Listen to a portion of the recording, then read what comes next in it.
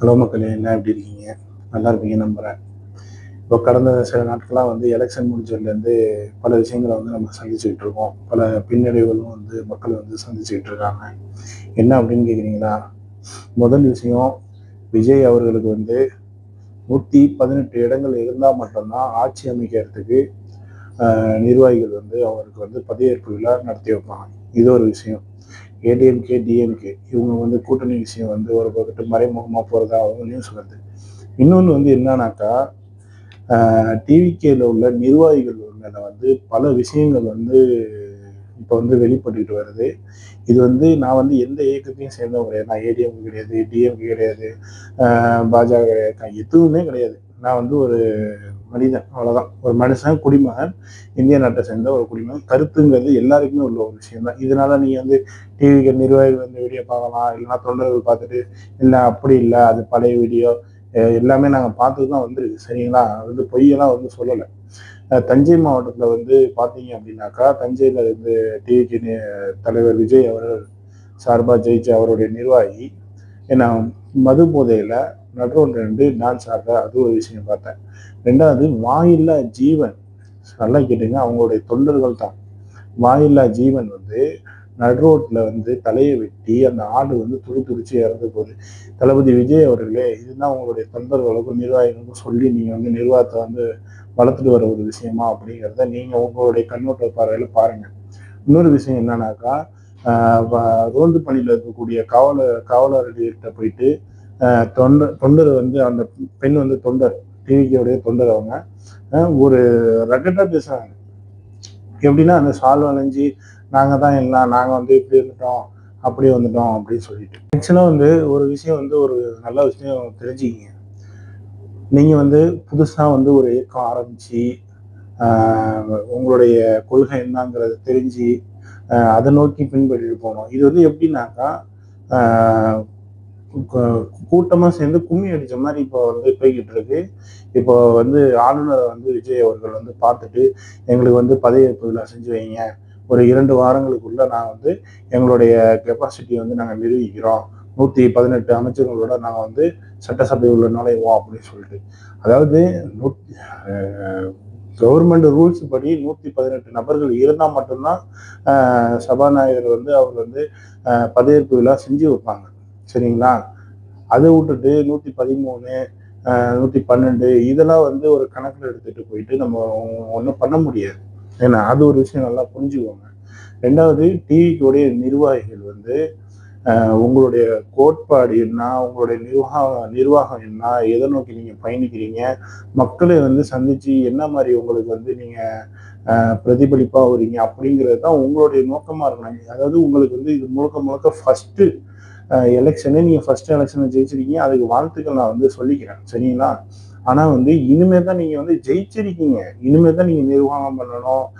இது இந்த சிஎம் 5 வருஷத்துக்கு வச்சு கவர்மெண்ட் நடத்தக்கூடிய ஒரு விஷயம். அவருக்கு கீழே அமைச்சர்கள் இருப்பாங்க, துணை அமைச்சர்கள் இருப்பாங்க, நிர்வாகிகள் இருப்பாங்க, கழக செயலாளர் இருப்பாங்க, இது போன்ற விஷயங்கள்லாம் இருப்பாங்க. நான் குத்தம் சொல்ல வரல. என்னடா இது சேர்ந்து நாங்கள் போய் கட்சியில் உட்காந்து இடத்த பிடிச்சோன்னே எல்லாம் நிறைய பேர் எதிர்ப்பு தெரிவிக்கிறாங்க அப்படிலாம் நீங்க நினைக்க வேணாம். ஏன்னா நீங்க அப்படி நடந்துக்கிற விதம் அப்படி இருக்கு. எல்லாரையும் நான் ஒரு சில இடங்கள்ல இந்த மாதிரி டிவிகேன்னு சொல்லிட்டு அவங்க கட்சி நிர்வாகிகள் சில தவறுகள் செஞ்சுக்கிட்டு இருக்காங்க. தளபதி விஜய் அவர்கள் இதை பார்த்து இது சரி செய்யணும் அப்படின்னு சொல்லிட்டு இந்த வீடியோ சார்பாக நான் வேண்டுகோள் வைக்கிறேன். ரெண்டாவது, நிர்வாகங்கிறது நீங்க ஒரு தனிப்பட்ட முறையில வழி நடத்திட்டு போகணும். ஏன்னா இதுக்கு முன்னாடி இருந்த கட்சிகள் வேற, நீங்க இருக்கிற இயக்கம் வேற. சரிங்களா? அதனால நீங்க இருக்கக்கூடிய விஷயங்கள் நீங்க டிவிக்கே விஜய் இயக்கம், விஜய் கட்சி அப்படிங்கிறது தனிப்பட்ட முறையில வெளிப்படையா வேற விஷயமா தெரியணுமே தவிர, இது என்னன்னா இது பாலியல் குற்றம், மது போதையில டான்ஸ் ஆடுறது, இது போன்ற விஷயங்கள்லாம் இப்படியே நடந்துகிட்டே இருந்துச்சுன்னா மக்கள் உங்க மேல எப்படி நம்பிக்கை ஏற்படும் சொல்லுங்க பார்ப்போம். இது நம்பிக்கை ஏற்படுறதுக்கு வாய்ப்பே கிடையாது.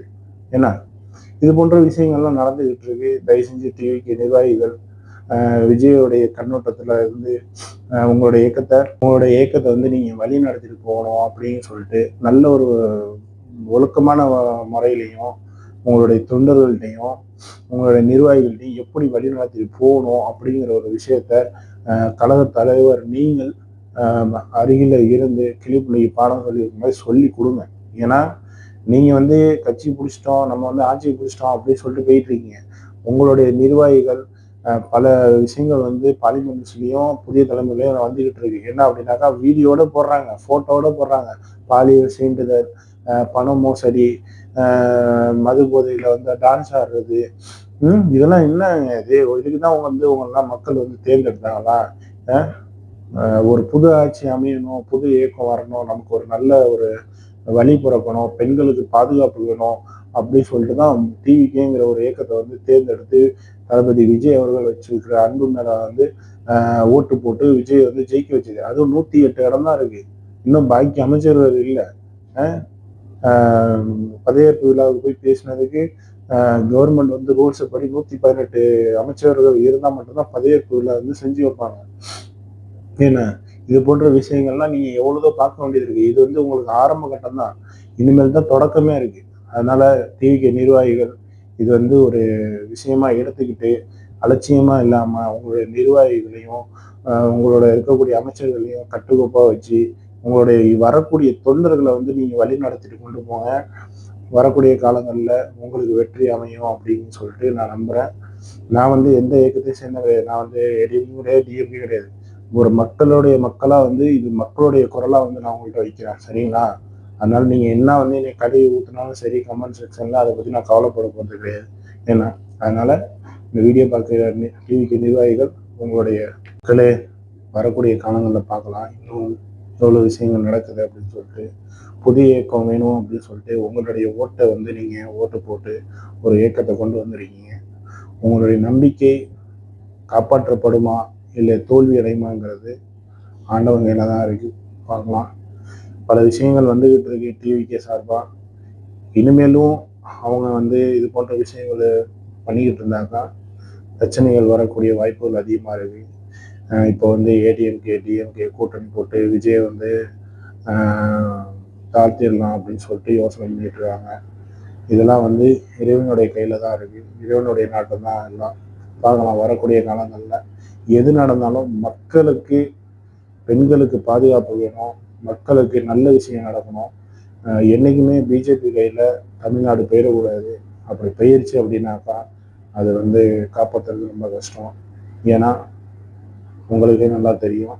சிந்திச்சு செயல்படுங்க. வரக்கூடிய காலங்கள்லையும் சிந்திச்சு செயல்படுங்க. இன்னொரு வீடியோவில் உங்களை வந்து சந்திக்கும் முறை உங்களிடத்து விடைபெறுவது ஸ்பீச்சுவாக.